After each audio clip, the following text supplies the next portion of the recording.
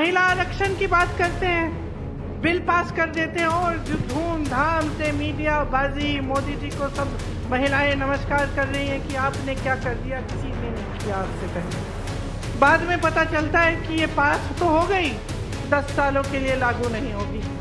तो जितने भी देश के बड़े बड़े आप देखो, चाहे आप उद्योगपतियों को देखो, चाहे मीडिया वालों को देखो, चाहे आप सरकार के सचिवों को देखो, चाहे कहीं भी देखो, तो ये 84% आपका प्रतिनिधित्व नहीं दिखता।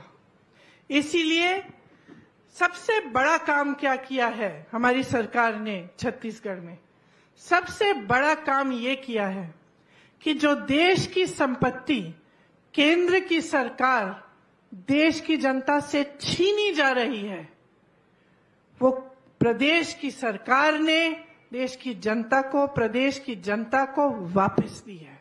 सबसे बड़ा काम ये किया है कि जो आपकी संपत्ति है, आपका पैसा है, आप ही के जेब में गया है। ये योजनाएं जिनके बारे में हम बात करते हैं, चाहे रोजगार की योजना हो, चाहे महंगाई को कम करने की योजना हो, चाहे महिलाओं के विकास की योजना हो, ये सब क्या है? इसके लिए पैसे कहां से मिलते हैं? ये सरकार के पैसे सरकार जनता को दे रही है। जब हम सब्सिडी की बात करते हैं कि आप सिलेंडर को फिर से जब भरने जाएंगे आपको 500 रुपए मिलेंगे, इसका मतलब है कि हम जो आपकी संपत्ति है, जो सरकार के पास पड़ी है, उसमें से निकालकर आपको वापस पैसे दे रहे हैं। लेकिन केंद्र की सरकार क्या कर रही है? वही संपत्ति छीनकर बड़े बड़े उद्योगपतियों को दे रही है। तो अडानी जैसे जो बड़े बड़े उद्योगपति हैं, जिनको सारी खदानें दी जाती हैं, सारे बंदरगाह, सारे हवाई अड्डे, सारे बड़े बड़े कंपनियां, सरकारी कंपनियां, ये तो आपकी संपत्ति है जो दी जा रही है। आपको रोजगार मिलता था वहां से, आपके बच्चों का भविष्य बनता था, आपको पेंशन मिलता था। तो ये सब संपत्ति जो आपकी है, ये इन बड़े बड़े उद्योगपतियों को सौंपी जा रही है, कौड़ियों की दाम पे बेची जा रही है, और देश की जनता कुछ कर नहीं पा रही है। देखती जा रही है कि एक के बाद एक, चाहे BHL हो, HAL हो, रेलवे हो, कुछ भी हो, एक के बाद एक बड़े बड़े उद्योगपतियों के हाथों में जा रही है। हम समानता की बात करते हैं, हम कहते हैं कि सबको शक्ति मिलनी चाहिए, सबको सत्ता मिलनी चाहिए। जो जनता की संपत्ति है वो योजनाओं द्वारा जनता के लिए कार्य करके, विकास करवा के जनता के हाथों में वापस जाना चाहिए। ये लोग कहते हैं उठा के अपने उद्योगपति मित्रों को दे दो। तभी तो बेरोजगारी बढ़ रही है, क्योंकि जहां से रोजगार बनता है वो सब माध्यम इन्होंने बंद कर दिए हैं। आज आपके प्रदेश को देख के लोग कहते हैं छत्तीसगढ़ का मॉडल गुजरात मॉडल से कहीं अच्छा है। वो तो दिखावे का मॉडल था, उसमें सब सुनहरा दिखता था, लेकिन हमने देख लिया है कि क्या हुआ।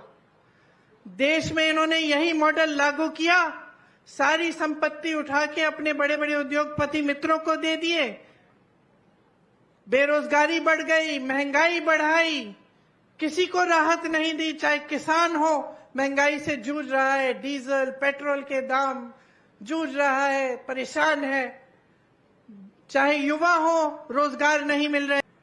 एक मुख्यमंत्री आपके, एक सरकार आपकी जो आपके लिए काम करके दिखाना चाहती है, जिन्होंने जो कहते हैं कि मेरे से कुछ भी सवाल पूछ लो, समस्या है आकर बताओ, उसको सुलझाने का रास्ता मैं निकालूंगा।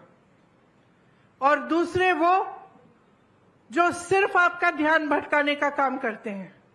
दो चीजों में बहुत फर्क है बहनों, क्योंकि जब नेता को मालूम हो जाता है ना कि उसे काम करने की जरूरत नहीं है, कि चुनाव आएगा, मैं कोई अच्छी सी घोषणा कर दूंगा, मैं धर्म की बातें कर दूंगा, लोगों में भय, दिलों में भय डाल दूंगा और बोलूंगा कि भाई तुम्हारे धर्म को सुरक्षित रखने वाला मैं हूं और धर्म के आधार पर मैं वोट मांग लूंगा तो मेरी नैया पार हो जाएगी। वो बहुत अलग तरह का नेता होता है। जो नेता समझता है कि अगर मैं काम नहीं करूंगा, अगर मैं जनता के साथ विश्वासघात करूंगा, तो दोबारा जनता मुझे वोट नहीं देगी, तो मैं सत्ता में फिर से नहीं आ सकता। एक नेता वैसा हो जो मन में जनता के लिए श्रद्धा रखता है, जो जनता का आदर करता है, जो दिल से चाहता है कि जनता की समस्याओं का हल किया जाए, वो बहुत अलग तरह का नेता होता है। ये दो अलग अलग राजनीति हैं बहनों और भाइयों, और आप जहां खड़े हैं आपके सामने यही दो रास्ते हैं। एक राजनीति जो आपका ध्यान भटकाएगी, जो आपको आगे बढ़ाने की बातें करेगी, लेकिन जब Congress party OBC, SC, ST के लिए जातिगत जनगणना की बात करेगी तब चुप हो जाएंगे। हम क्या कह रहे हैं? हम कह रहे हैं कि गिनती कर लो, देश में गिनती कर लो, कितने ओबीसी हैं, कितने एससी हैं, कितने एसटी हैं, कौन कौन क्या क्या है, ताकि जब योजनाएं बने, जब रोजगार बांटे गए, जब ये सब काम हो तो अच्छी तरह से न्यायपूर्वक हो। अगर गिनती ही नहीं होगी, अगर हमें मालूम ही नहीं कि हमारे गांव में कितने बच्चे हैं, कितने शिक्षित हैं, कितने नहीं हैं, कितने कुछ भी, ये गिनती नहीं होगी तो हम उस गांव का विकास कैसे करेंगे? तो हम ये सवाल उठा रहे हैं कि जातिगत जनगणना करो।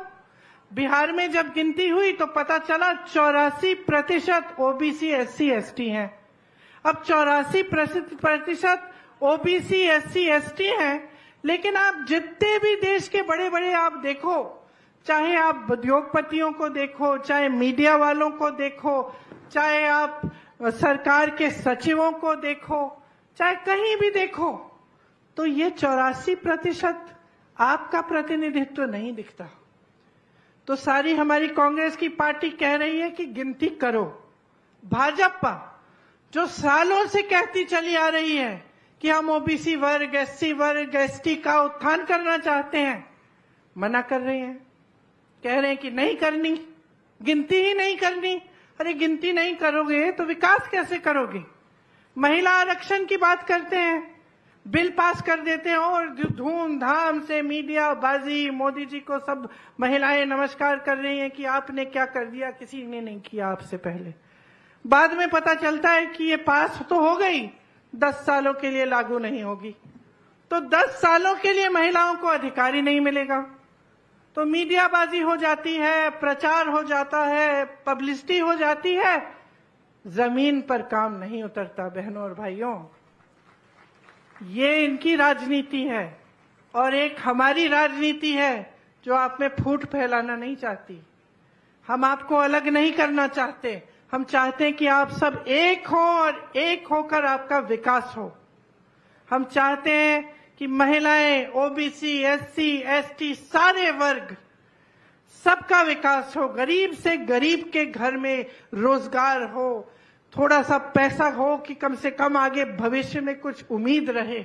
हम चाहते हैं कि आप आगे बढ़ें और आपको इस तरह की परेशानियां न हो जो आप पे थोपी जाती हैं, और ऐसी नीतियां न हो जो आपकी सारी संपत्ति जो आपका है, आपके देश को, आपकी सत्ता को आपके हाथों से छीन ले और बड़े बड़े उद्योगपतियों को दे। यहाँ ओपीएस लागू है, जो सरकारी अधिकारी हैं वो सब जानते हैं, वहां मेरे पुलिसकर्मी भाई खड़े हैं, वो सब जानते हैं कि एक ही मांग है, एक ही मांग है आज इनकी कि हमें पुराना पेंशन दे दो, क्योंकि हम 20 साल काम करते हैं, दिन रात एक करते हैं, हम भी देश की सेवा कर रहे हैं, तो हमें बुढ़ापे में थोड़ी सी सुरक्षा चाहिए। इसीलिए तो हमने जब हम नौजवान थे हमने सरकारी नौकरी ली। आज आप कह रहे हो कि पुराना पेंशन नहीं मिलेगा, और हमारा पेंशन सुरक्षित ही नहीं रहा। और इनकी भाजपा की सरकारों वाले प्रदेश में कोई सुनवाई नहीं है। जहां जहां कांग्रेस की सरकार है वहां वहां ओपीएस लागू है। यहां लागू है, राजस्थान में लागू है, हिमाचल प्रदेश में लागू है, कर्नाटका में लागू है। तो बस यही बातें आपको मैं कहना चाहती हूं